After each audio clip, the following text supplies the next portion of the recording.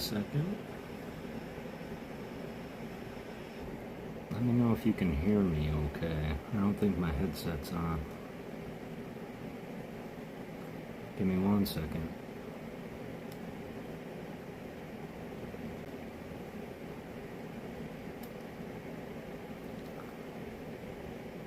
Hope everybody's doing well. Just give me 1 second. It seems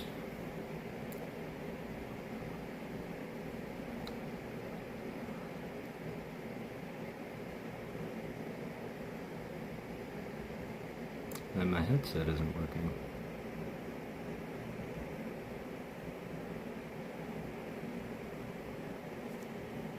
Okay.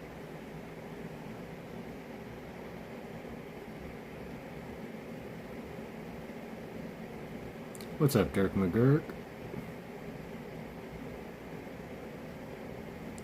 Hope you're doing well. Just give me a second, y'all. Tell me if my headset is working. Is my headset working? I don't think it's working.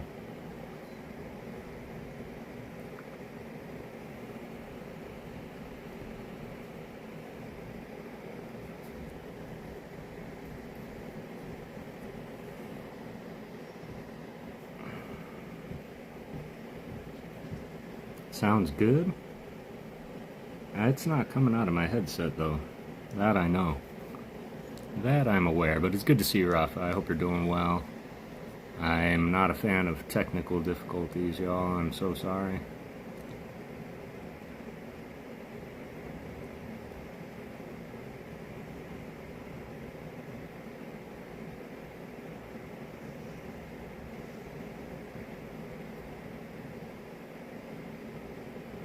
Not very loud like usual. Yeah, I don't know what's going on.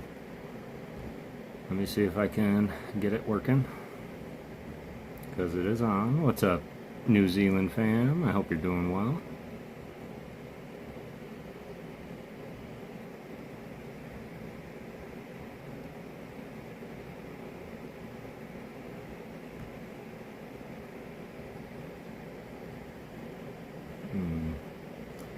Alright, just bear with me, y'all. 1 second. I'm gonna see if I can troubleshoot just right quick. And I will do my best to restart said stream. Unless I can figure it out from here. It's normally pretty good.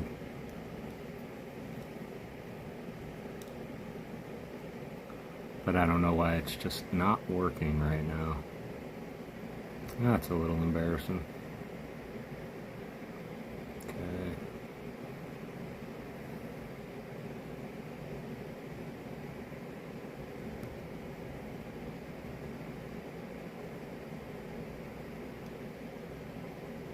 Give me a second.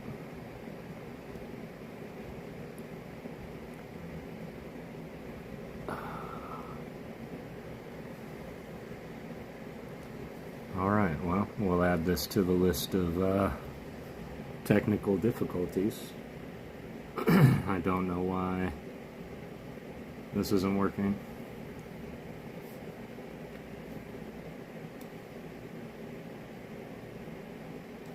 Let me know if you guys can hear me better, hear me worse. I might have to get close to the camera and read it that way tonight.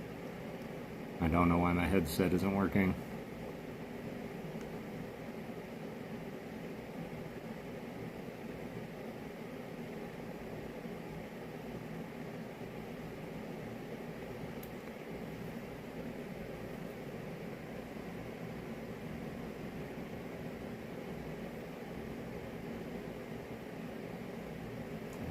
Definitely connected. We can hear you fine. I know, I just think it's coming through the phone instead of through my headset though. And if I wanted to lean back, I don't know if y'all could hear me if I lean back like I like to when I read. I mean, I could just sit closer and read up close. What's up, Dragon Wolf? But yeah, I don't know why my headset isn't working the way it should be. I know, it's just, I know exactly how it's going to sound when I go back and watch it back, so. I appreciate you guys, truly. I know that we really don't have many to go, but it is 6 chapters, and so it's, yeah, it's going to be a long one without it.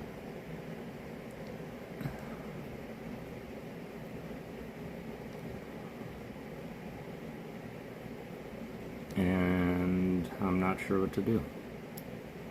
Well, I appreciate that. I just don't want anybody to have to turn up their volume or anything like that.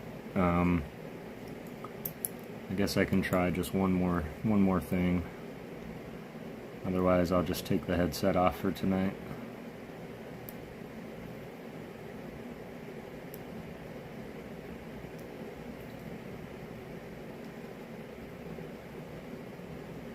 We'll be here when you return. We're good. I appreciate that. I wonder if I can end it without ending it. Thanks, Far Out. I appreciate that. Got 7 people in here. Yeah, let me do that real quick. Let me see if I can stop it without ending it. Yeah, I'll be right back, y'all. Just give me like 3 minutes, and I should be able to restart the live. So, I'll be right back.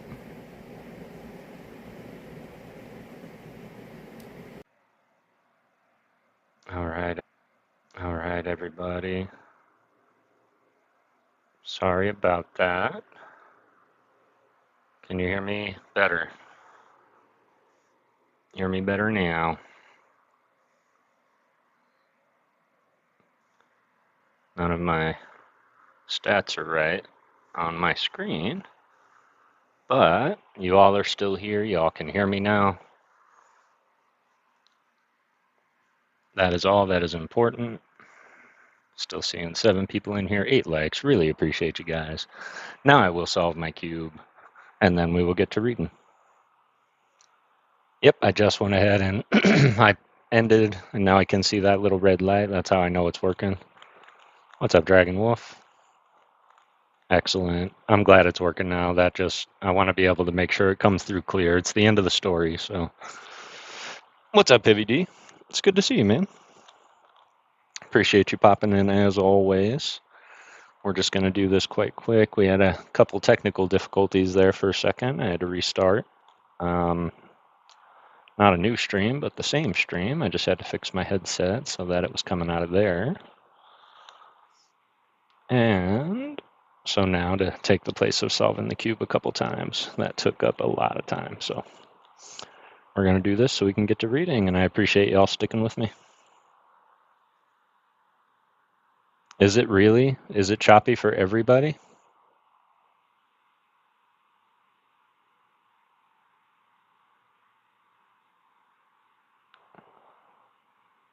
Let me know, y'all, if it is choppy.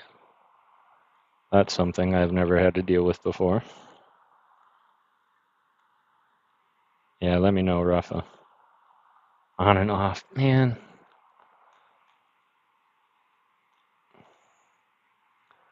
Really don't like that. I can try one thing, but I don't know if it's going to unsync my lips. But let me try it real quick. All right, let me know if that fixed everything.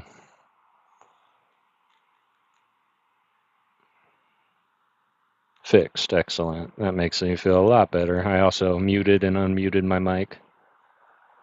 You know, JB said it was in and out, not for us. Okay, excellent.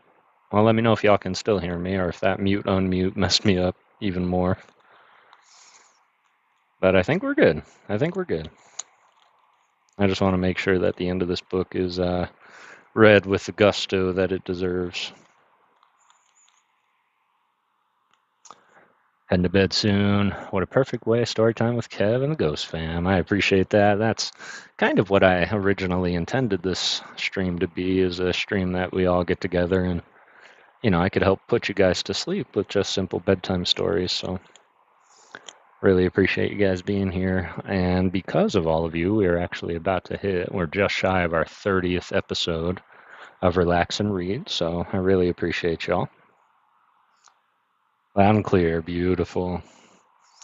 And it's all thanks to you that the vision happened, the idea started, the time frame, the day of the week. So plus we're forgetting that we had like 10 or 15 holiday and Halloween episodes in there too. So we're probably closer to 40, 50 episodes. So thank you all for making this longtime dream a reality for me and giving me a platform to just sit and read some of my favorite stories with all of you.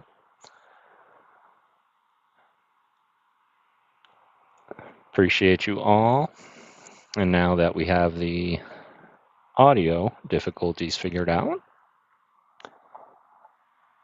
let's go ahead and jump into our read for the night, which we are going to finish The Patchwork Girl of Oz by Frank L. Baum, or L. Frank Baum. And then starting next week, we're going to jump into Mama Ghost book, and it's called Unspoken Secrets. And yeah, I'm really looking forward to sharing that with y'all. It's a double-edged sword. Great to sit and listen, but you doze off or fall asleep, you miss the rest of the story. That is true, and it is good to see you, Uncle Brangus. Appreciate you being here, and it's very true.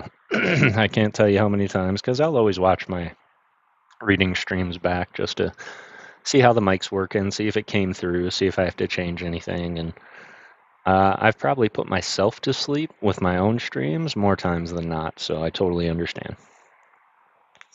But if we remember last week, I was really into the book. I wanted to read one more chapter than usual, so this leaves us with 6 chapters left. I'm going to do my absolute best, y'all. I'm a little bit tired, but I ate dinner before stream. I had a big chicken Caesar salad, actually. And now I'm actually drinking blueberry iced tea while I read this book, so no coffee for me tonight. So grateful to have you and everyone else in this community. I love you all, but there are a few I will consider close friends. Absolutely, and I agree, D. I'm always here for you, brother. If there's ever anything that you need, even if it's just an ear, you know how to get a hold of me. And I'm always here for you, and I'll always answer. So this puts us at chapter 23, which is Peace is Declared. Now, just a little recap is we have just entered this valley, the city of the Horners, the Horner country, and they all think they're just right comedians. Just laughing at the little people. So we are going to get back to our protagonists here. In chapter 23, Peace is Declared. Come with me to my dwelling, and I'll introduce you to my daughters, said the chief. We're bringing them up according to a book of rules that was written by one of your leading old bachelors, and everyone says they're a remarkable lot of girls. So Scraps accompanied them along the street to a house that seemed, on the outside, exceptionally grimy and dingy. The streets of the city were not paved, nor any attempts had been made to beautify the houses or their surroundings. And having noticed this condition, Scraps was astonished when the chief ushered her into his home. Here was nothing grimy or faded, indeed. On the contrary, the room was dazzling brilliance and beauty, for it was lined throughout with an exquisite metal that resembled translucent frosted silver. The surface of this metal was highly ornamented in raised designs representing men, animals, flowers, and trees, and from the metal itself was radiated the soft light which flooded the room. All the furniture was made of the same glorious metal, and Scraps asked what it was. That's radium, answered the chief. We Horners spend all our time digging radium from the mines under this mountain, and we use it to decorate our homes and make them pretty and cozy. It is a medicine, too, and no one can ever be sick who lives near radium. Have you plenty of it? Asked the Patchwork Girl. More than we can use. All the houses in this city are decorated with it, just the same as mine. Why don't you use it on your streets, then, and the outside of your houses, to make them as pretty as they are within? She inquired. Outside? Who cares for what the outside of anything? Asked the chief. We Horners don't live on the outside of our homes. We live inside. Many people like those stupid hoppers who love to make an outside show. I suppose you strangers thought their city more beautiful than ours because you judge them from appearances and they have handsome marble houses and marble streets. If you entered one of their stiff dwellings, you would find it bare and uncomfortable, and all their show is on the outside. They have an idea of what is not seen by others is not important. But with us, the rooms we live in are our chief delight and care, and we pay no attention to the outside show. Seems to me, said Scraps musingly, it would be better to make it all pretty inside and out. Seems? Why, you're all seams, my girl, said the chief, and then he laughed heartily at his latest joke, and a chorus of small voices echoed the chorus with tee hee hee hee ha ha. Scraps turned around and found a row of girls seated in radium chairs ranged along one wall of the room. There were 19 of them by actual count, and they were of all sizes from the tiny child to one almost a grown woman. All were neatly dressed in spotless white robes and had brown skins, horns on their forehead, and three-colored hair. These, said the chief, are my sweet daughters. My dears, I introduce you to Miss Scraps Patchwork, a lady who is traveling in foreign parts to increase her store of wisdom. The 19 Horner girls all rose and made a polite curtsy, after which they resumed their seats and rearranged their robes properly. Why do they sit so still, and all in a row? Asked Scraps. Because it is ladylike and proper, replied the chief. But some are just children, poor things.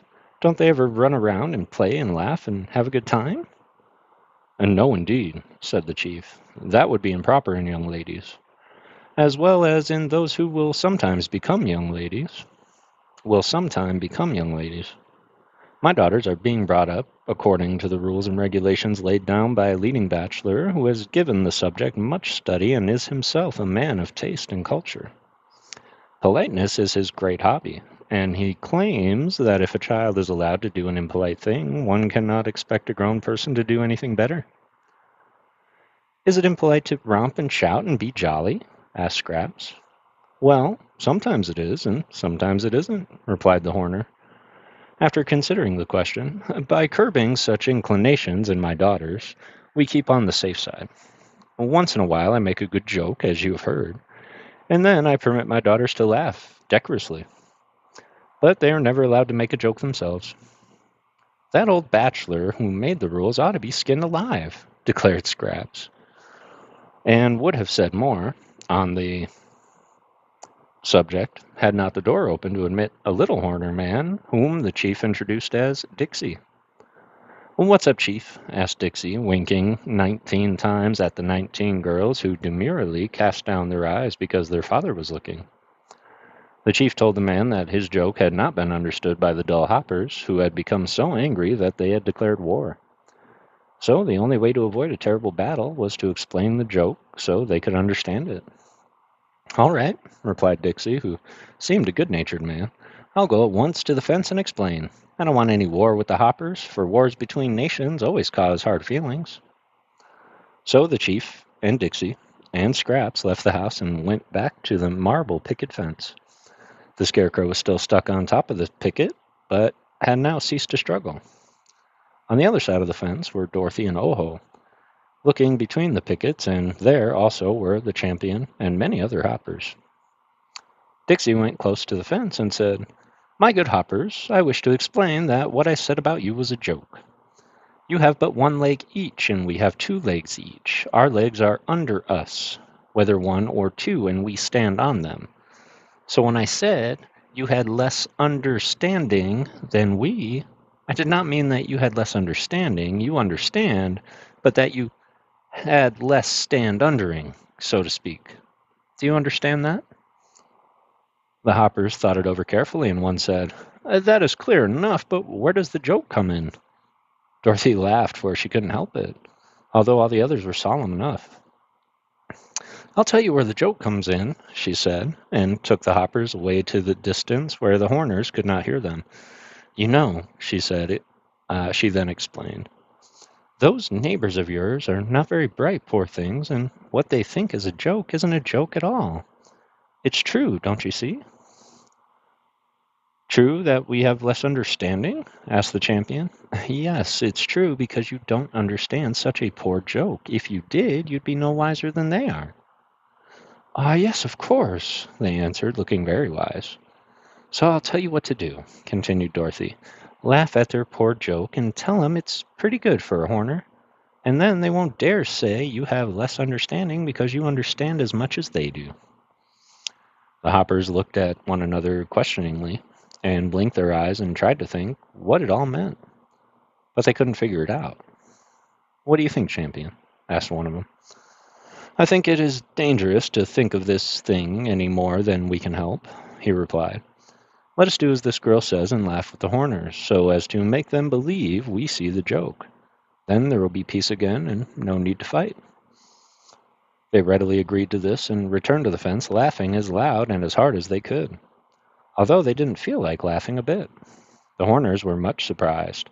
That is a fine joke for a Horner, and we are much pleased with it, said the champion, speaking between the pickets. But please don't do it again. I won't, promised Dixie. If I think of another good joke, I'll try to forget it. Good, cried the chief Horner. The war is over and peace is declared. There was much joyful shouting on both sides of the fence, and the gate was unlocked and thrown wide open, so that Scraps was able to rejoin her friends. What about the Scarecrow? Asked Dorothy. We must get him down somehow or another, was the reply. Perhaps the Horners can find a way, suggested Oho. So they all went through the gate, and Dorothy asked the chief Horner how they could get the Scarecrow off the fence. The chief didn't know how, but Dixie said, A ladder's a thing. You have one? Asked Dorothy. To be sure, we use ladders in our mines, he said. Then he ran away to get the ladder, and while he was gone, the Horners gathered round and welcomed the strangers to their country, for through them a great war had been avoided. In a little while, Dixie came back with a tall ladder which he placed against the fence.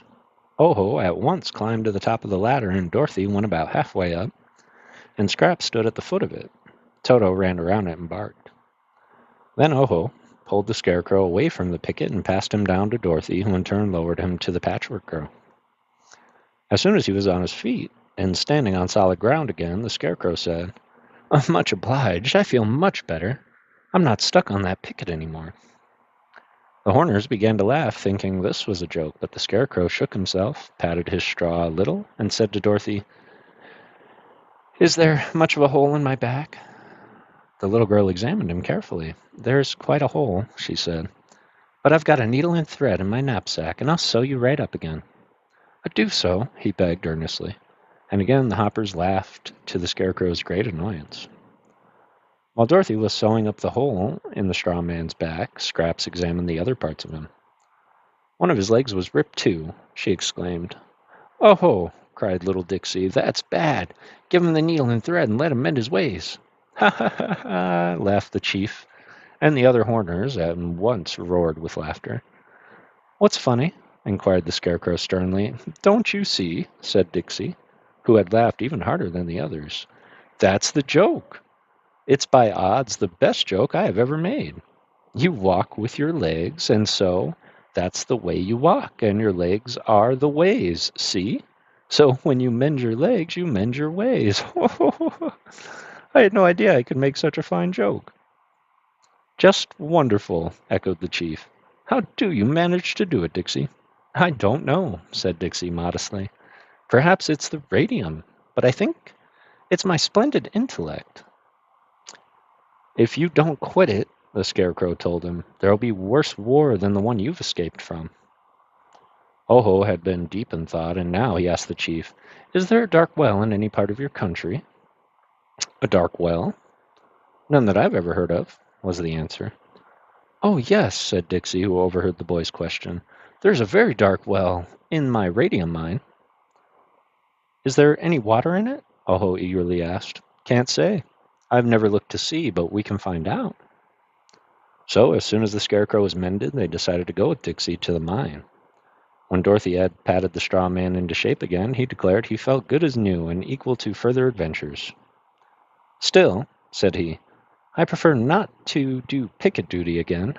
High life doesn't seem to agree with my constitution.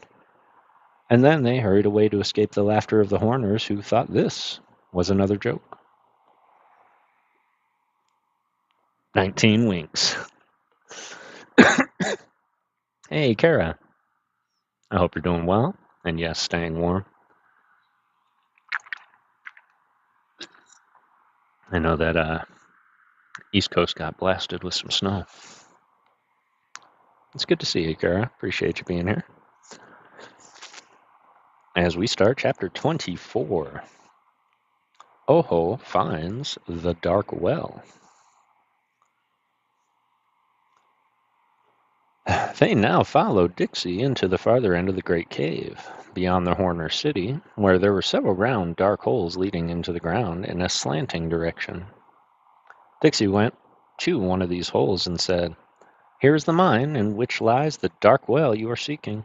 Follow me and step carefully, and I'll lead you to the place." He went in first, and after him came Oho, and then Dorothy, with the Scarecrow behind her. The Patchwork Girl entered last of all, for Toto kept close behind his little mistress. A few steps beyond the mouth of the opening was a pitch dark. "You won't lose your way, though," said the Horner, "for there's only one way to go. The mine's mine, and I know every step of the way." "How's that for a joke, huh? The mine's mine." He then chuckled gleefully as they followed him silently down the steep slant. The hole was just big enough to permit them to walk upright, although the Scarecrow, being much taller of the party, often had to bend his head to keep from hitting the top. The floor of the tunnel was difficult to walk upon because it had been worn smooth as glass, and pretty soon Scraps, who was some distance behind the others, slipped and fell head foremost.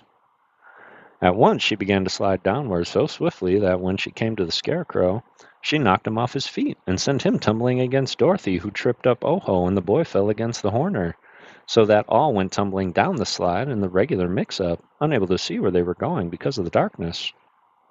Fortunately, when they reached the bottom, the Scarecrow and Scraps were in front, and the others bumped against them so that no one was hurt. They found themselves in a vast cave, which was dimly lighted by the tiny grains of radium that lay scattered among the loose rocks.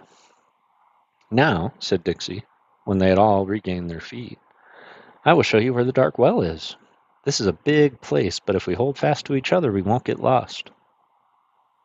They took hold of hands, and the Horner led them to a dark corner, where he halted. "Be careful," he said warningly. "The well is at your feet." "All right," replied Oho, and kneeling down he felt in the well with his hand and found that it had contained a quantity of water. "Where's the gold flask, Dorothy?" he asked, and the little girl handed him the flask which she had brought with her. Oho knelt again, and by feeling carefully in the dark managed to fill the flask with the unseen water, as was in the well. That was in the well. Then he screwed the top of the flask firmly in place and put the precious water in his pocket. "All right," he said again in a glad voice. "Now we can go back." They returned to the mouth of the tunnel and began to creep cautiously up the incline. This time they made Scraps stay behind for fear she would slip again. But they all managed to get up in safety, and the Munchkin boy was very happy when he stood in the Horner city and realized that the water from the dark well, which he and his friends had traveled so far to secure, was safe in his jacket pocket. Well, that was the shortest chapter ever. 14 inches, that's insane. It's freezing. Let's go. I'm glad. What's up, Alec? It's good to see you. Yeah, that was the shortest chapter ever. That was chapter 24.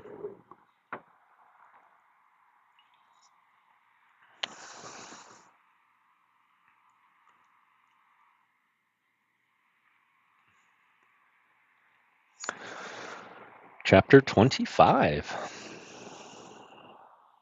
They bribe the lazy quadling.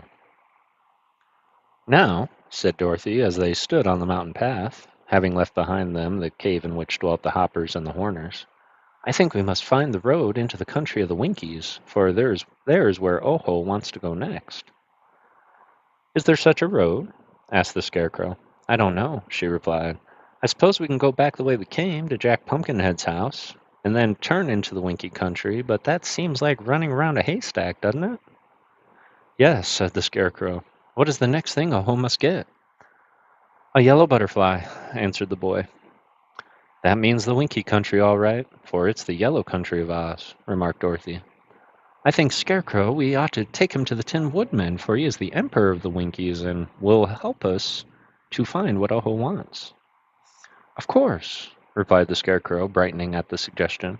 "The Tin Woodman will do anything we ask him, for he is one of my dearest friends. I believe we can take the cross-cut to his country and get to his castle a day sooner than if we travel back the way we came." "I think so too," said the girl, "and that means we must keep to the left." They were obliged to go down the mountain before they found any path that led in the direction they wanted to go. But among the tumbled rocks at the foot of the mountain was a faint trail which they decided to follow. 2 or 3 hours' walk along this trail brought them to a clear, level country, where there were a few farms and some scattered houses. But they knew they were still in the country of the Quadlings, because everything had a bright red color. Not that the trees and grasses were red, but the fences and houses were painted that color, and all the wild flowers that bloomed by the wayside had red blossoms. This part of the Quadling country seemed peaceful and prosperous, if rather lonely, and the road was more distinct and easier to follow. But just as they were congratulating themselves upon the progress they had made, they came upon a broad river which swept along between high banks. And here the road ended, and there was no bridge of any sort to allow them to cross. "Well, this is queer," mused Dorothy, looking at the water reflectively. "Why should there be any road if the river stops everyone walking along it?" "Wow!" said Toto, gazing earnestly into her face. "That was the best answer you'll get," declared Scarecrow, with his comical smile, "for no one knows any more than Toto about this road." Said Scraps, "Every time I see a river I have chills that make me shiver, for I never can forget all the water's very wet. If my patches get a soak, it will be a sorry joke, so to swim I'll never try till I find the water dry." "Try to control yourself, Scraps," said Oho. "You're getting crazy again. No one intends to swim that river." "No," decided Dorothy. "We couldn't swim it if we tried. It's too big a river, and the water moves awful fast." "There ought to be a ferryman with a boat," said Scarecrow, "but I don't see any." "Couldn't we make a raft?" suggested Oho. "There's nothing to make one of," answered Dorothy. "Wow!" said Toto again, and Dorothy saw he was looking along the bank of the river. "Why, he sees a house over there!" cried the little girl. I wonder we didn't notice it ourselves. Let's go and ask the people how to get across the river." A quarter of the mile along the bank stood a small round house, painted bright red, and as it was on their side of the river, they hurried towards it. A chubby little man dressed in all red came out to greet them, and with him were 2 children, also in red costumes. The man's eyes were big and staring as he examined the Scarecrow and the Patchwork Girl, and the children shyly hid behind him and peeked timidly at Toto. "Do you live here, my good man?" asked the Scarecrow. "I think I do, most mighty magician," replied the Quadling, bowing low. "But whether I'm awake or dreaming, I can't be positive, so I'm not sure where I live. If you'll kindly pinch me, I'll find out all about it." "You're awake," said Dorothy, "and this is no magician, but just the Scarecrow." "But he's alive," protested the man, "and he ought to be, you know." He oughtn't be, you know. "And that other dreadful person, the girl who's all patches, seems to be alive too." "Very much so," declared Scraps, making a face at him. "But that isn't your affair, you know." "I've a right to be surprised, haven't I?" asked the man meekly. "I'm not sure, but anyhow you've no right to say I'm dreadful. The Scarecrow, who is a gentleman of great wisdom, thinks I'm beautiful," retorted Scraps. "Never mind all that," said Dorothy. "Tell us, good Quadling, how we can get across the river." "I don't know," replied the Quadling. "Don't you ever cross it?" asked the girl. "Never." "Don't travelers cross it?" "Not to my knowledge." They were much surprised to hear this, and the man added, "It's a pretty big river, and the current is strong. I know a man who lives on the opposite bank, for I've seen him there a good many years, but we've never spoken, 'cause neither of us has ever crossed over." "That's queer," said the Scarecrow. "Don't you own a boat?" The man shook his head. "Nor a raft?" "Where does the river go to?" asked Dorothy. "That way," answered the man, pointing with one hand. "It goes to the country of the Winkies, which is ruled by the Emperor, the Tin Emperor, who must be a mighty magician because he's all made of tin and yet he's alive. And that way, pointing with his other hand, the river runs between two mountains where dangerous people dwell. The Scarecrow looked at the water before them. The current flows towards the Winky country, said he, and so if we had a boat or a raft, the river would float us there more quickly and more easily than we could walk. That is true, agreed Dorothy, and then they all looked thoughtful and wondered what could be done. Why, can't the man make us a raft? Asked Oho. Will you? Inquiring Dorothy, turning to the quadling. The chubby man shook his head. I'm too lazy, he said. My wife says I'm the laziest man in all Oz, and she is a truthful woman. I hate work of any kind, and making a raft is hard work. I'll give you my emerald ring, promised the girl. No, I don't care for emeralds. If it were a ruby, which is the color I like best, I might work a little while. I have some square meal tablets, said the Scarecrow. Each one is the same as a dish of soup, a fried fish, a mutton pot pie, lobster salad, charlotte russe, and lemon jelly. All made into one little tablet that you can swallow without any trouble. Without trouble, exclaimed the quadling, much interested. Then those tablets would be fine for a lazy man. It's such hard work to chew when you eat. I'll give you 6 of those tablets if you help us make a raft, promised the Scarecrow. They're a combination of food which people who eat are very fond of. I never eat, you know, being straw, but some of my friends eat regularly. What do you say to my offer, Quadling?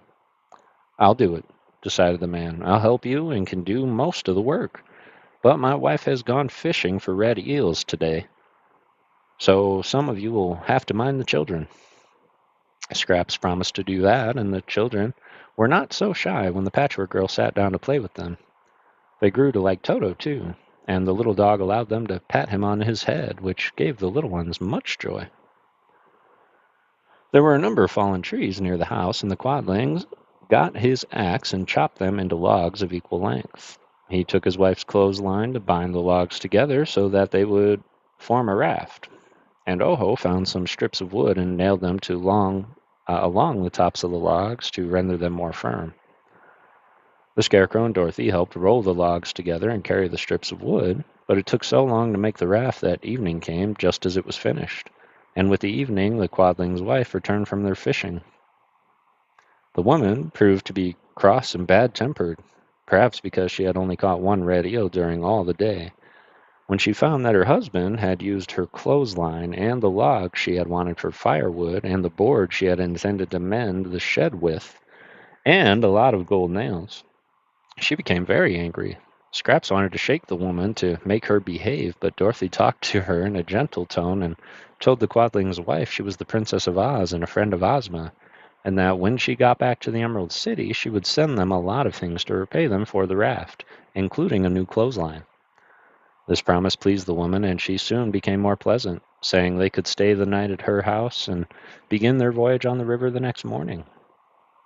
This they did, spending a pleasant evening with the Quadling family and being entertained with such hospitality as the poor people were able to offer them. The man groaned a good deal and said he had overworked himself by chopping the logs, but the Scarecrow gave him 2 more tablets than he had promised, which seemed to comfort the lazy fellow. Oh, that was the end of the chapter. 5 months. Number 1 in my book, no pun intended. Appreciate that, fam. Appreciate that. Smash that like, everybody. What's going on, Marble? It's good to see you. New subscriber. Oh, just showing the love. Number 1 uncle tied with Uncle Brangus. Leighton said. I love it. 3-month Spirit Clan. Love you, Leighton. Love story time. Appreciate that, Dragon Wolf. Appreciate that indeed. These chapters are getting smaller and smaller. Hey, Miss 5150, I hope you're doing well. Appreciate you being here. Got 7 people in here. It's weird because my Streamlabs statistics stay everything 0, like I'm not even streaming, so. But I can see them coming through. 15 likes, let's go.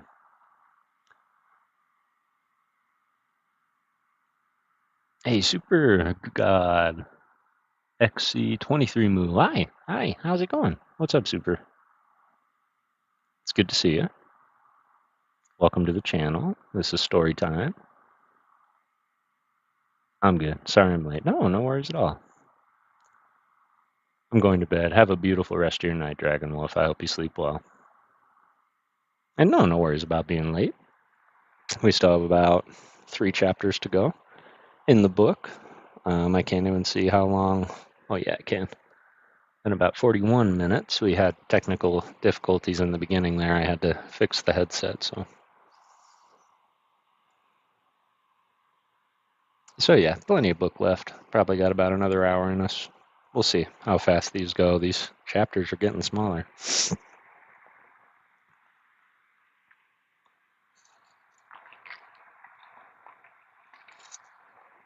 All right.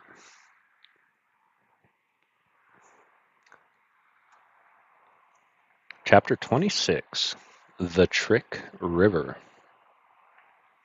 Next morning, they pushed the raft into the water and all got aboard. The quadling man had to hold the log craft fast while they took their places, and the flow of the river was so powerful that it nearly tore the raft from his hands. As soon as they were all seated upon the log, he let go and away it floated, and the adventurers had begun their voyage toward the Winkie country.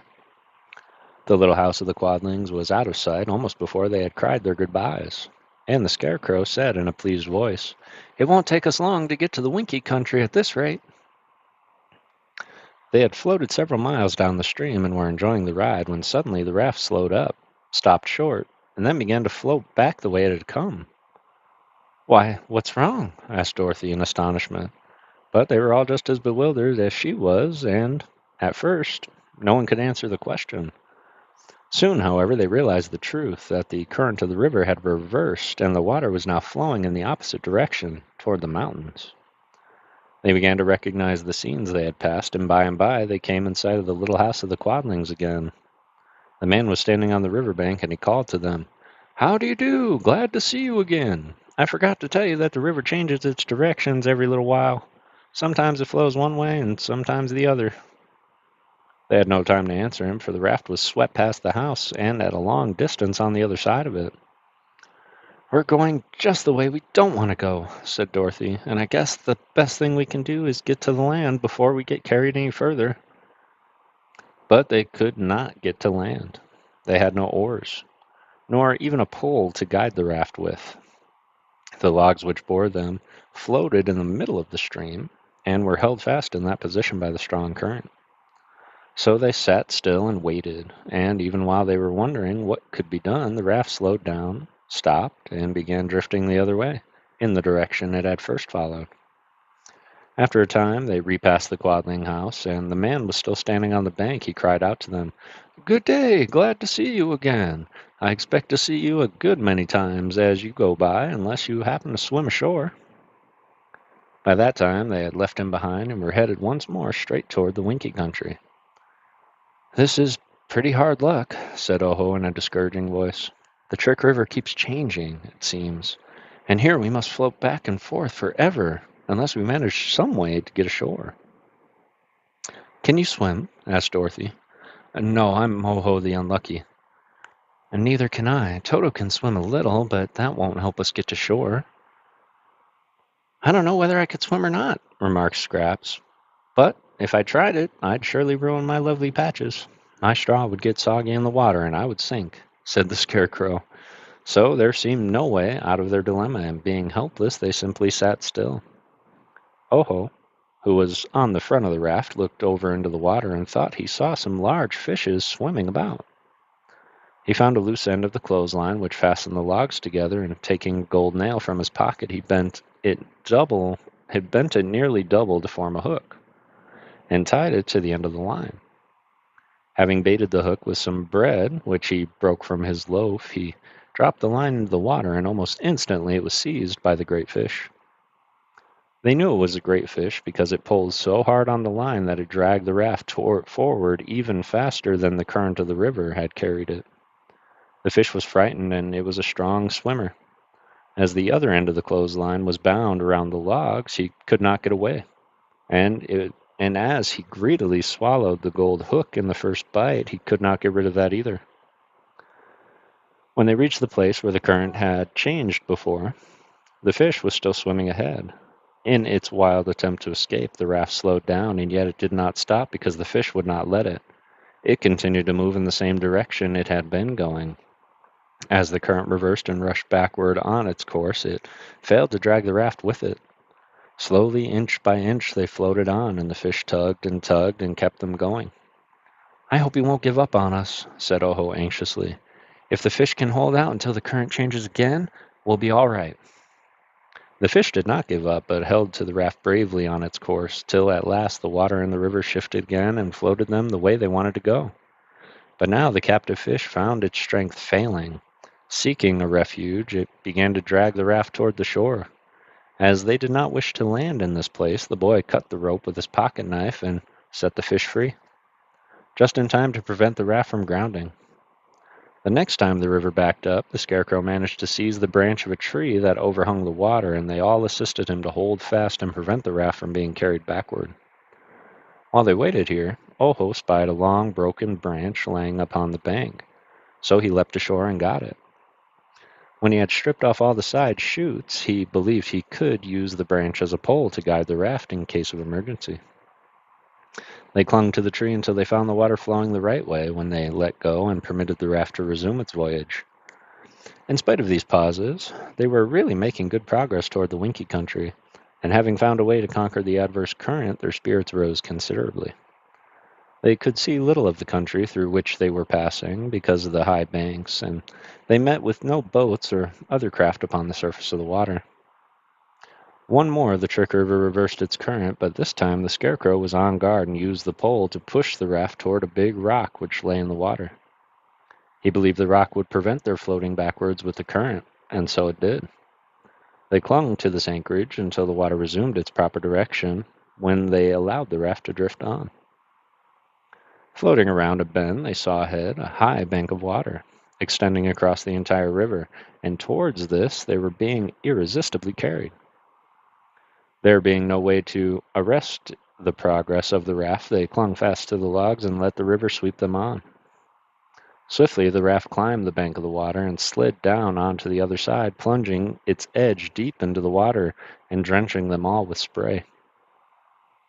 As again the raft righted and drifted on, Dorothy and Oho laughed at the ducking that they had received. But Scraps was much dismayed, and the Scarecrow took out his handkerchief and wiped the water off the Patchwork Girl's patches as well as he was able to.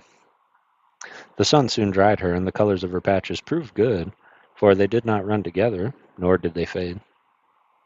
After passing the wall of water, the current did not change or flow backward any more, but continued to sweep them steadily forward. The banks of the river grew lower, too, permitting them to see more of the country, and presently they discovered yellow buttercups and dandelions growing among the grass, from which evidence they knew they had reached the Winkie country. "Do you think we ought to land?" Dorothy asked Scarecrow. "Pretty soon," he replied. "The Tin Woodman's castle is in the southern part of the Winkie country, and so it can't be a great way from here." Fearing they might drift too far, Dorothy and Oho now stood up and raised the Scarecrow in their arms as high as they could, thus allowing him a good view of the country. For a time he saw nothing he recognized, but finally he cried, "There it is! There it is!" "What?" asked Dorothy. "The Tin Woodman's tin castle. I can see its turrets glittering in the sun. It's quite a ways off, but we'd better land as quickly as we can." They let him get down and began to urge the raft towards the shore by means of the pole. It obeyed very well, for the current was more sluggish now, and soon they reached the bank and landed safely. The Winkie country was really beautiful, and across the fields they could see afar the silvery sheen of the tin castle. With light hearts they hurried towards it, being fully rested by their long ride on the river. By and by they began to cross an immense field of splendid yellow lilies, and delicate fragrance of which was very delightful. "How beautiful are they! How beautiful they are!" cried Dorothy, stopping to admire the perfection of these exquisite flowers. "Yes," said the Scarecrow reflectively, "but we must be careful not to crush or injure any of these lilies." "Why not?" asked Oho. The Tin Woodman is very kind-hearted, was the reply, and he hates to see any living thing hurt in any way. Are flowers alive? Asked Scraps. Yes, of course, and these flowers belong to the Tin Woodman, so in order not to offend him, we must not tread on a single blossom. Once, said Dorothy, the Tin Woodman stepped on a beetle and killed the little creature. That made him very unhappy, and he cried until his tears rusted his joints, so he couldn't move them. What did he do then? Asked Oho. Put oil on them until the joints worked smooth again. Oh, exclaimed the boy, as if a great discovery had flashed across his mind. But he did not tell anybody what this discovery was and kept the idea to himself. It was a long walk, but a pleasant one, and they did not mind it a bit. Late in the afternoon they drew near to the wonderful tin castle of the Emperor of the Winkies, and Oho and Scraps, who had never seen it before, were filled with amazement. Tin abounded in the Winkie country, and the Winkies were said to be the most skillful tinsmiths in all the world. So the Tin Woodman had employed them in building this magnificent castle, which was all of tin, from the ground to the tallest turret, and so brightly polished that it glittered in the sun's rays more gorgeously than silver. Around the grounds of the castle ran a tin wall with tin gates, but the gates stood wide open because the emperor had no enemies to disturb him. When they entered the spacious grounds, our travelers found more to admire. Tin fountains set sprays of clear water far into the air, and there were many beds of tin flowers, all as perfectly formed as any natural flowers might be. There were tin trees, too, and here and there shady bowers of tin, with tin branches and chairs to sit upon. Also, on the sides of the pathway leading up to the front door of the castle were rows of tin statuary, very clearly executed. Among these, Oho recognized statues of Dorothy, Toto, the Scarecrow, the Wizard, the Shaggy Man, Jack Pumpkinhead, and Ozma, all standing upon neat pedestals of tin. Toto was well acquainted with the with the residents of the Tin Woodman, and began assured a joyful welcome. He ran ahead and barked so loudly at the front door that the Tin Woodman heard him and came out in person to see if it was really his old friend Toto. Next moment, the Tin Woodman had clasped the Scarecrow in a warm embrace and then turned to hug Dorothy, but now his eyes had arrested by a strange sight of the Patchwork Girl, and he gazed upon her in mingled wonder and admiration. Hey, what's up, Stafford? Doing well. Laurie! What's up, boo?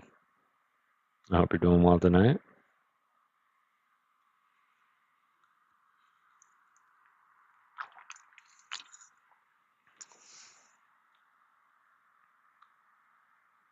I'm with Girl Time.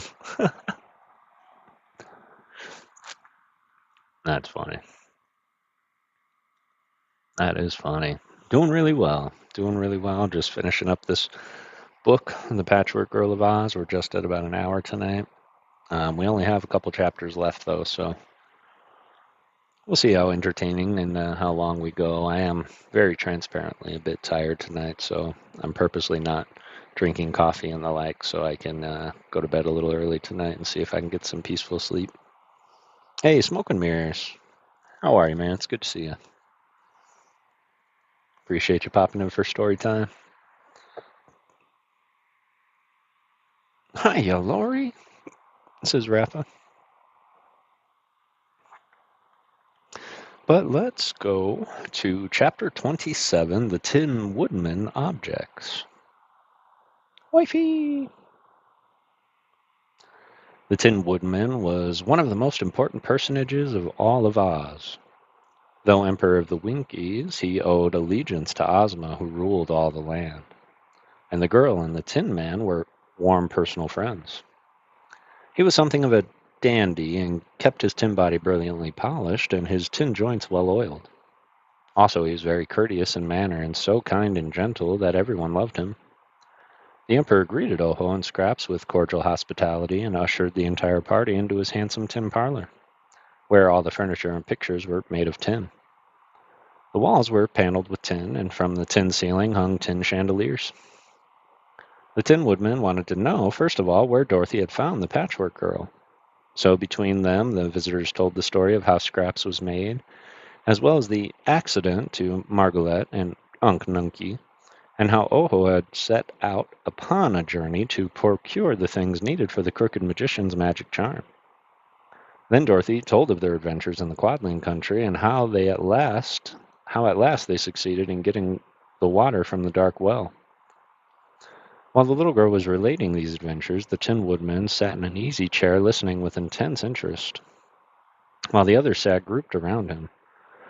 Oho, however, had kept his eyes fixed upon the body of the Tin Emperor, and how he noticed that under the joint of his left knee a tiny drop of oil was forming.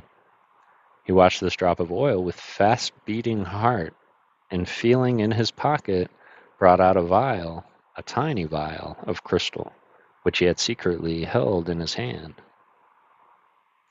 Presently the Tin Woodman changed his position, and at once Oho, to the astonishment of all, dropped to the floor and held his crystal vial under the Emperor's knee joint.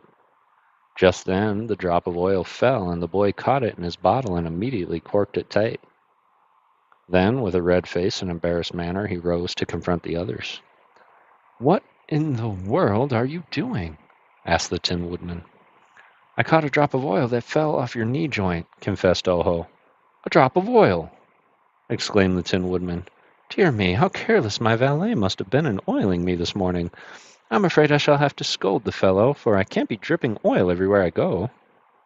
"Never mind," said Dorothy. "Oho seems glad to have the oil for some reason." "Yes," declared the Munchkin boy. "Ooh. I am glad, for one of the things the Crooked Magician sent me to get was the drop of oil from a live man's body. I had no idea at first that there was such a thing, but it's now safe in the little crystal vial." "You are very welcome to it indeed," said the Tin Woodman. "Have you now secured all the things to which you search of?" "Not quite all," answered Oho. "There were 5 things I had to get, and I have found 4 of them. I have the 3 hairs in the tips of the Woozy's tail, the 6-leaf clover, a gill of water from the dark well, and a drop of oil from a live man's body. The last thing is the easiest of all to get.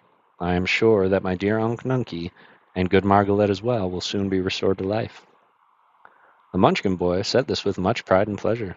"Good!" exclaimed the Tin Woodman. "I congratulate you, but what is the 5th and last thing you need in order to complete the magic charm?" "The left wing of a yellow butterfly," said Oho. "In this country, and with your kind assistance, that ought to be very easy to find." The Tin Woodman stared at him in amazement. "Surely you're joking," he said. "No," replied Oho, much surprised. I am in earnest." "But do you think for a moment that I would permit you or anyone else to pull the left wing from a yellow butterfly?" demanded the Tin Woodman sternly. "Why not, sir?" "Why not? You ask me why not? It would be cruel. One of the most cruel and heartless deeds I ever heard of," asserted the Tin Woodman. "The butterflies are among the prettiest of all created things, and they are very sensitive to pain. To tear a wing from one would cause it exquisite torture, and it would soon die in great agony. I would not permit such a wicked deed under any circumstances." Oho was astounded at hearing this. Dorothy, too, looked grave and disconcerted. But then she knew in her heart that the Tin Woodman was right. The Scarecrow nodded his head in approval of his friend's speech, so it was evident that he agreed with the Emperor's decision. Scraps looked from one to the other in perplexity. "Who cares for a butterfly?" she asked. "Don't you?" inquired the Tin Woodman. "Not the snap of a finger. Not the snap of a finger, for I have no heart," said the Patchwork Girl. "But I want to help Oho, who is my friend, to rescue his uncle whom he loves, and I'd kill a dozen useless butterflies to enable him to do that." The Tin Woodman sighed regretfully. "You have kind instincts," he said, "and with a heart you would indeed be a fine creature. I cannot blame you for your heartless remark, as you cannot understand the feelings of those who possess hearts. I, for instance, have a very neat and responsive heart, which the wonderful Wizard of Oz once gave me. And so I shall never, never, never permit a poor yellow butterfly to be tortured by anyone." "The yellow country of the Winkies," said Oho sadly, "is the only place in Oz where a yellow butterfly can be found." "I'm glad of that," said the Tin Woodman, as I rule the Winky Country and can protect my butterflies. Unless I get the wing, just one left wing, said Oho miserably, I can't save Unc Nunky. Then he must remain a marble statue forever, declared the Tin Emperor firmly. Oho wiped his eyes, for he could not hold back the tears. I'll tell you what to do, said Scraps. We'll take a whole yellow butterfly alive and well to the Crooked Magician and let him pull the wing off. No, you won't, said the Tin Woodman. You can't have one of my dear little butterflies to treat in that way. Then what in the world shall we do? Asked Dorothy. They all became silent and thoughtful. No one spoke for a long time. Then the Tin Woodman suddenly roused himself and said, We must all go back to the Emerald City and ask Ozma's advice. She is a wise little girl, our ruler, and she may find a way to help Oho save his Unc Nunky. So, the following morning, the party started on the journey to the Emerald City, which they reached in due time without any important adventure. It was a sad journey for Oho, for without the wing of the yellow butterfly, he saw no way to save Unc Nunky, unless he waited 6 years for the Crooked Magician to make a new lot of the Powder of Life. The boy was utterly discouraged, and as he walked along, he groaned aloud. Is anything hurting you? Inquired the Tin Woodman in a kindly tone, for the Emperor was with the party. I'm Oho the Unlucky, replied the boy. I might have known I would fail in anything I tried to do. Why are you Oho the Unlucky? Asked the Tin Man. Because I was born on a Friday. Friday is not unlucky, declared the Emperor. It's just one of 7 days. Do you suppose all the world becomes unlucky 1/7 of the time? It was the 13th day of the month, said Oho. 13? Ah, that is indeed a lucky number, replied the Tin Woodman. All my good luck seems to happen on the 13th. I suppose most people never notice the good luck that comes to them with the number 13. And yet, if the last bit of bad luck falls on that day, the least bit of bad luck falls on that day, they blame it to the number and not to the proper cause. 13's my lucky number, too, remarked the Scarecrow. And mine, said Scraps. I've just 13 patches on my head. But, continued Oho, I'm left-handed. Many of our greatest men are that way, asserted the Emperor. To be left-handed is usually to be two-handed. The right-handed people are usually one-handed. And I've a wart under my right arm, said Oho. How lucky, cried the Tin Woodman. If it were on the end of your nose, it might be unlucky, but under your arm, it is luckily out of the way. For all those reasons, said the Munchkin boy, I've been called Oho the Unlucky. Then we must turn over a new leaf and call you henceforth Ho-Ho the Lucky, declared the Tin Man. Every reason you have given is absurd, but I have noticed that those who continually dread ill luck and fear it will overtake them have no time to take advantage of any good fortune that comes their way. Make up your mind to be Oho the Lucky. How can I, asked the boy, when all my attempts to save my dear uncle have failed? Never give up, Oho, advised Dorothy. No one ever knows what's going to happen next. Oho did not reply, but he was so dejected, and even their arrival at the Emerald City failed to interest him.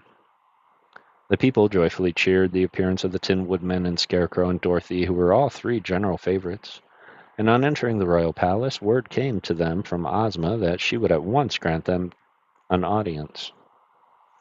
Dorothy told the girl ruler how successful they had been in their quest until they came to the item of the yellow butterfly, which the Tin Woodman positively refused to sacrifice to the magic potion. He is quite right, said Ozma, who did not seem a bit surprised. Had Oho told me that one of the things he sought was the wing of a yellow butterfly, I would have informed him before he started out that he could never secure it. Then you would have saved the trouble of annoyances of your long journey.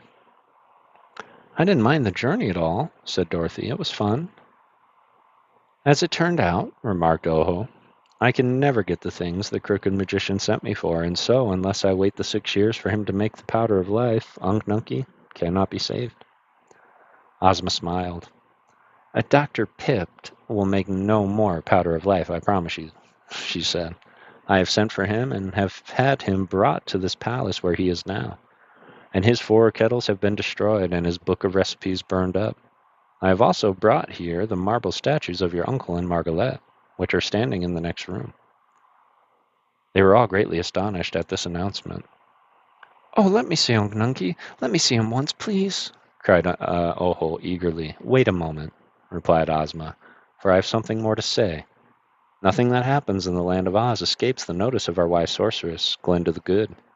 She knew all about the magic making of Dr. Pip, and how he had brought the glass cat and patchwork girl to life, and the accident to Unc Nunky and Margaret, and of Oho's quest and his journey with Dorothy. Glinda also knew that Oho would fail to find all the things he sought, so she sent for our wizard and instructed him what to do. Something is going to happen in in this palace, presently, and that something will, I'm sure, please you all. And now, continued the girl ruler, rising from her chair, you may follow me into the next room.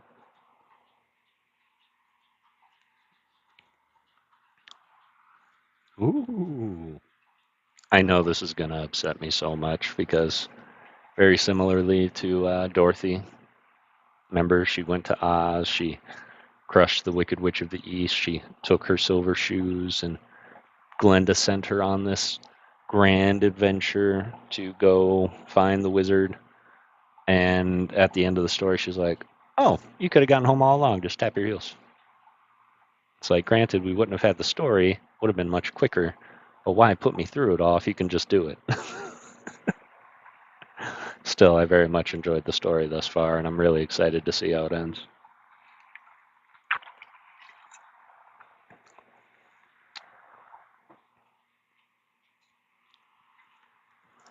Which I think this is the last chapter, y'all.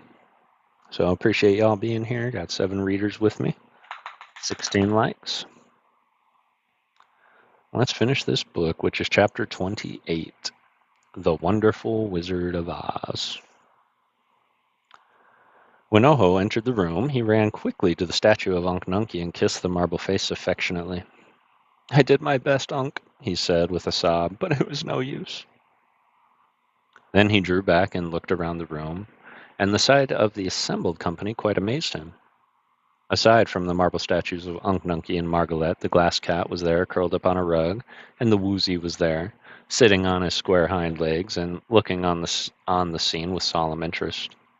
And there was the shaggy man in a suit of shaggy pea green satin, and sat at a table was the little wizard, looking quite important, and as if he knew much more than he cared to tell. Last of all, Dr. Pip was there, and the crooked magician sat humped up in a chair, seeming very dejected, but keeping his eyes fixed on the lifeless form of his wife Margaret, whom he fondly loved, and whom he now feared was lost to him forever. Ozma took a chair, which Jellia Jam wheeled forward for the ruler, and back of her stood the Scarecrow, the Tin Woodman, and Dorothy, as well as the Cowardly Lion and Hungry Tiger. The wizard now rose and made a low bow to Ozma, and another less deferent bow to the assembled company. Ladies and gentlemen and beasts, he said, I beg to announce that our gracious ruler has permitted me to obey the commands of our great sorceress Glinda the Good, whose humble assistant I am proud to be. We have discovered that the crooked magician has been indulging in his magical arts contrary to law, and therefore, by royal edict, I hereby deprive him of all power to work magic in the future. He is no longer a crooked magician, but a simple munchkin. He is no longer even crooked, but a man, like other men. As he pronounced these words, the wizard waved his hand toward Dr. Pip, and instinctively every crooked limb straightened out and became perfect. The former magician, with a cry of joy, sprang to his feet, looked at himself with wonder, and then fell back in his chair and watched the wizard with fascinated interest. The glass cat which Dr. Pip lawlessly made, continued the wizard, is a pretty cat, but its pink brains made it so conceited that it was a disagreeable companion to everyone. So the other day I took away the pink brains and replaced them with transparent ones, and now the glass cat is so modest and well-behaved that Ozma has decided to keep her in the palace as a pet. I thank you, said the cat in a soft voice. The woozy has proved himself a good woozy and a faithful friend, said the wizard as he went on. So we will send him to the royal menagerie, where he will have a good care and plenty to eat all his life. Much obliged, said the Woozy. That beats being fenced up in a lonely forest and starved. As for the Patchwork Girl, resumed the Wizard, she is so remarkable in appearance and so clever and good-tempered that our gracious ruler intends to preserve her carefully. As one of our curiosities in the curious land of Oz, Scraps may live in the palace or wherever she pleases, and be nobody's servant but her own. That's all right, said Scraps. We all, we all, we have all been interested in Oho, the little wizard continued, because his love for his unfortunate uncle has led him bravely to face all sorts of dangers, in order that he might rescue him. The Munchkin boy has a loyal and generous heart, and has done his best to restore Unc Nunky to life. He has failed, but there are others more powerful than the crooked magician, and there are more ways than Dr. Pip knew of to destroy the charm of the liquid of petrification. Glenda the Good has told me of one way, and you now shall learn how great is the knowledge and power of our peerless sorceress. And as he said this, the wizard advanced to the statue of Margaret and made a magic pass, at the same time muttering a magic word that none could hear distinctly. At once the woman moved, turned her head wonderingly this way and that, to note all who stood before her, and seeing Dr. Pip, ran forward and threw herself into her husband's outstretched arms. Then the wizard made the magic pass and spoke the magic word before the statue of Unc Nunky. The old Munchkin immediately came to life, and with a low bow to the wizard said, "Thanks."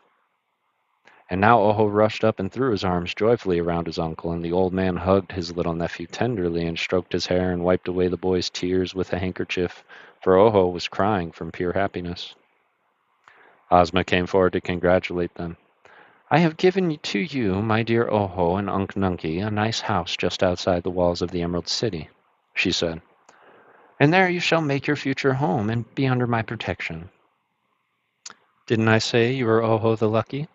asked the Tin Woodman, as everyone crowded around to shake Oho's hand. "Yes, and it is true," replied Oho, gratefully. Oh, that was it. Oho got a home, with his Unc Nunky right outside the walls of the Emerald City.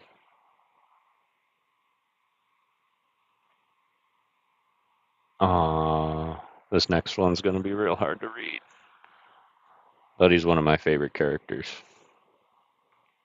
So that's the end of the Patchwork Girl of Oz. The next book in the series is Tick Tock of Oz, which is the little machine man that needs winding. And his voice that I do, it's just hard to do, so a whole book about him should be fun. Jesse! How are you doing, Jesse? I hope you're doing well tonight. It's good to see you. Sadly, we just finished the book, but it is really good to see you.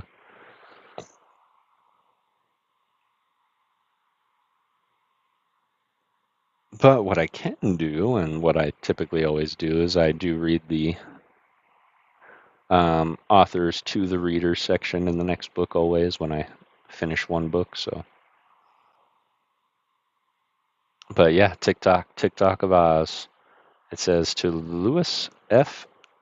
Gottschalk, whose sweet and dainty melodies breathe the true spirit of fairyland. This book is affectionately dedicated to my readers.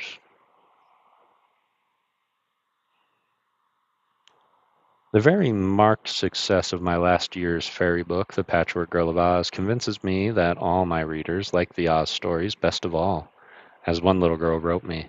So here, my dears, is a new Oz story in which has introduced, and so forth, the Queen of Oogaboo, whom Tick Tock assisted in conquering our old acquaintance, the Gnome King.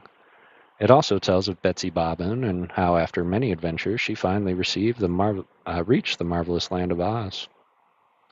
There is a play called The Tick-Tock Man of Oz, but it is not like the story of Tick-Tock of Oz, although some of the adventures recorded in this book, as well as those in several other Oz books, are included in the play. Those who have seen the play and those who have read the other Oz books will find this story a lot of strange characters and adventures that they have never heard of before. In the letters I receive from children, there have been an urgent appeal for me to write a story that will take Trot and Captain Bill to the land of Oz, where they will meet Dorothy and Ozma. Also, they think Button Bright ought to get acquainted with Oho the Unlucky. As you know, I am obliged to talk these matters over with Dorothy by means of the wireless, for that is the only way I can communicate with the land of Oz. When I asked her about the idea, she replied, "Why, haven't you heard?" I said, "No." "Well," came the message over the wireless, "I'll tell you all about it by and by, and then you can make a book of that story for the children to read." So if Dorothy keeps her word and I am permitted to write another Oz book, you will probably discover how all these characters came together in the famous Emerald City.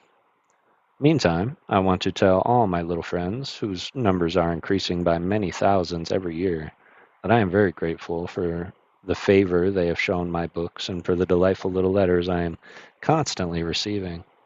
I am almost sure that I have as many friends among the children of America as any story writer alive. And this, of course, makes me very proud and very happy. L. Frank Baum, Oscott, at Hollywood in California, 1914.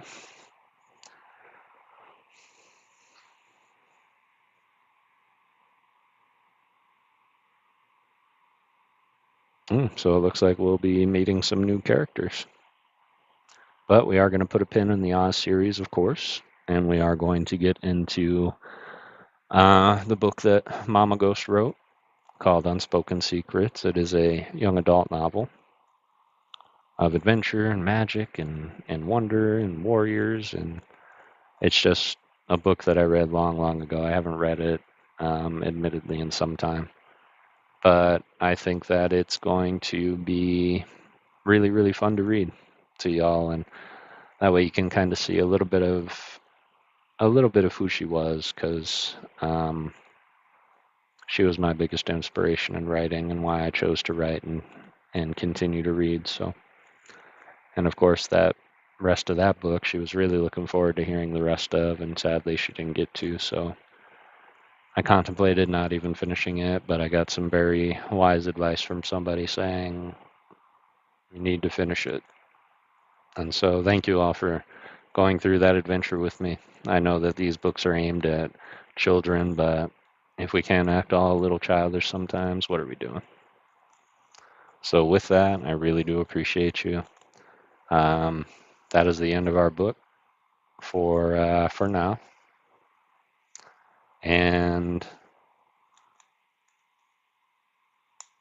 instead of starting another, I think that this is a perfect time frame to wrap it up for the night and make this a little bit of a shorter Monday stream, so I can get some sleep at a reasonable time, and I still want to do a little bit of artwork tonight that I'm working on. So, but I really do appreciate you all, unless there was anything else that you all would like to hear.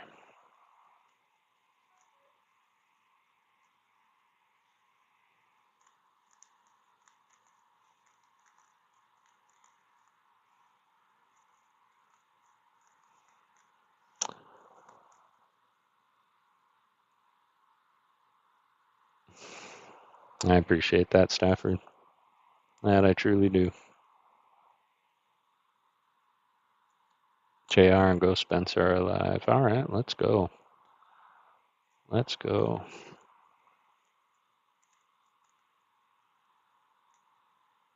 Yeah, we could do that, Rafa. We can do that. We can end this stream with a little wink and blink and a nod, just as it is technically bedtime story. And then I know Spencer's been going for a while, isn't he? Where is he now? Is he wrapping up soon? Because if so, we'll go and we'll go over and raid JR for a little bit. Show him a little bit of love.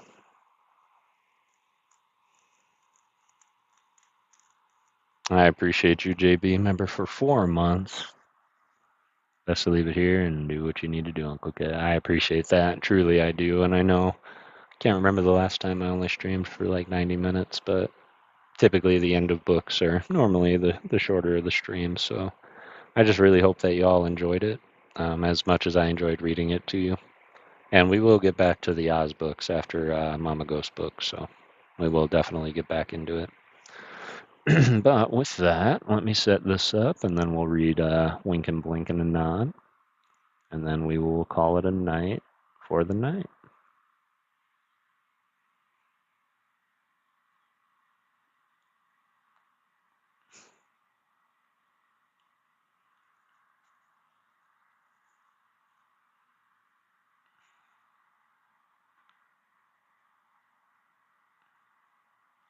We loved it. Excellent. I'm glad you loved it.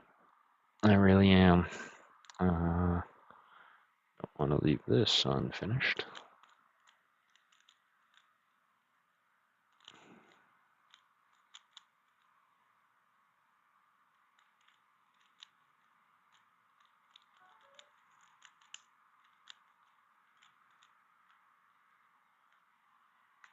I was just trying to do it in my head, and I think I can do it in my head.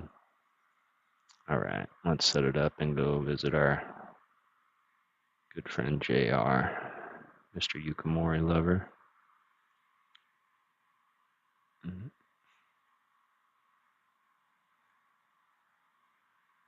Right.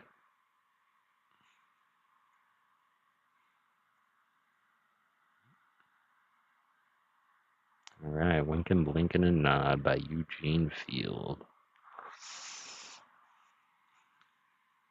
Winkin', Blinkin' and Nod one night sailed off in a wooden shoe, sailed on a river of crystal light and into a sea of dew. But where are you going, and what do you wish? The old moon asked the three. We have come to fish for the herring fish that live in this beautiful sea, and nets of silver and gold have we, said Winkin', Blinkin' and Nod. The old moon laughed and sang a song as they rocked in the wooden shoe, and the wind that sped them all night long ruffled the waves of dew. The little stars were the herring fish that lived in the beautiful sea. Now cast your nets wherever you wish, never afraid are we. So cried the stars to the fishermen three, Winkin', Blinkin' and Nod. All night long their nets they threw to the stars in the twinkling foam. Then down from the skies came the wooden shoe, bringing the fishermen home. 'Twas all so pretty a sail, it seemed as if it could not be, and some folk thought 'twas a dream they dreamed of sailing the beautiful sea. But I shall name you the fishermen three, Winkin', Blinkin' and Nod. Now Winkin' and Blinkin' are two little eyes, and Nod is a little head, and the wooden shoe that sailed the skies is a wee one's trundle bed. So shut your eyes while mother sings of wonderful sights that be, and you shall see the beautiful things as you rock in the misty sea, where the old shoe rocked the fishermen three, Winkin', Blinkin', and Nod. Y'all, thank you so much for coming by and hanging out in this relaxing read. Super appreciate you. We are going to go over and hang out with our good friend JR. Give him a little bit of love before I wrap it up. Peace, love, and Pokemon. Everybody, good night, everyone. The Kiwi family, Leighton, Layla, and Nana Katrina. Much love, New Zealand fam. Love you all. Remember, everybody, to always go out and get everything that you set out to get. Don't let anything stop you. But it takes $0 to be a good person. So always do it through peace, love, and Pokemon. And thank you all for believing in ghosts. Hey, don't worry about it, Jesse. I understand fully. No worries about it at all. I appreciate you as well. And you have a beautiful rest of your night. I'll message you.